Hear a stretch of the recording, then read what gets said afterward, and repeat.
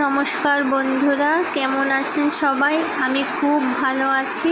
আজকে আমি বানাবো একটা নতুন রেসিপি, মাশরুমের মশলা রেসিপি। আমি কড়াইয়ে সরষের তেল দিয়ে দিচ্ছি।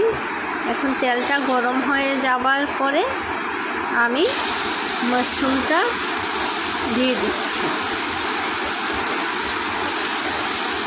মাশরুমটা এখন একটু ভাজা ভাজা হতে হবে।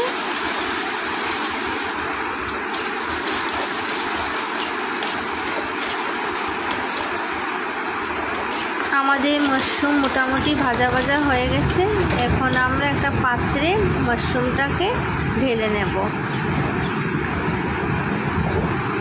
এখন আমি মাশরুমে পেঁয়াজ কুচি,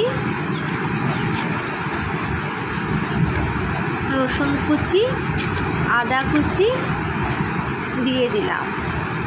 এখন আমি তেজপাতা, নুন, হলুদ, জিরে আর আমি দেব সামান্য পরিমাণে একটু সরষের তেল দিয়ে মাশরুমটাকে ভালোভাবে ম্যারিনেট করে নেব।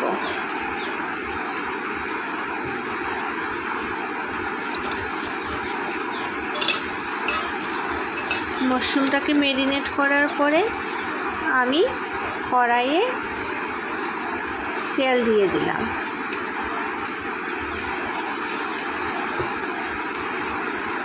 তেল দিয়ে দেওয়ার পরে এখন আমি মাশরুমটাকে ম্যারিনেট করা মাশরুমটাকে দিয়ে দিচ্ছি।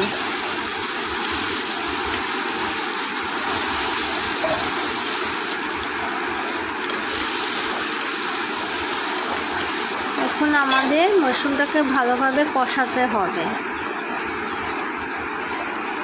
আমি এটাতে শুকনো মরিচ অ্যাড করেছি।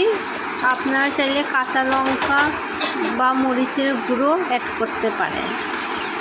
আমাদের মাশরুমটা প্রায় কষানো হয়ে গেছে।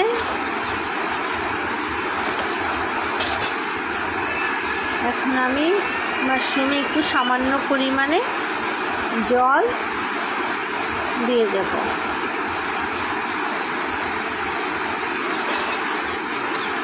জল দিয়ে দিয়েছি। এখন মাশরুমটাকে 2-3 মিনিট হতে হবে।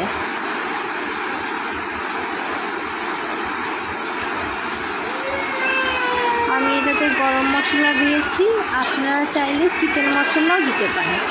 মাশরুমটা আমাদের প্রায় হয়ে গেছে। এখন আমরা এটাকে একটা পাত্রের মধ্যে ঢেলে দেব।